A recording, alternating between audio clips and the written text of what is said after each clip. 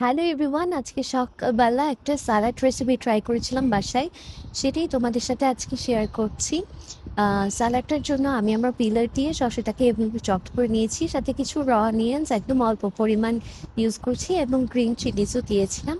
1 table spoon হচ্ছে yogurt use করেছি, এটা হোমমেড ইয়োগার্ট। আর সাথে হচ্ছে একদম অল্প পরিমাণ হচ্ছে ডায়েট সস ইউজ করেছি, বলতে গেলে 1/2 টেবিল স্পুনের চেয়েও কম, মানে 1 পিঞ্চই বলা যেতে পারে।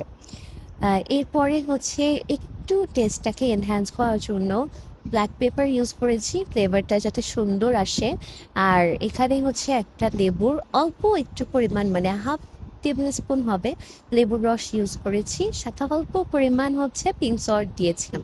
পিঙ্ক সল্টটা অল্প পরিমাণ দিতে হবে, কারণ পিঙ্ক সল্ট কিন্তু খুবই হেভি টেস্ট করে। অল্প একটু দিলেই হচ্ছে বেশি সল্টি হয়ে যায়। সো এটা অল্প দিয়েছি, তারপর মিক্স করেছি। যে কোনো বেকড অর গ্রিলড আইটেমের সাথে এই সালাডটা খেতে কিন্তু খুবই মজা লাগে। So thanks for watching.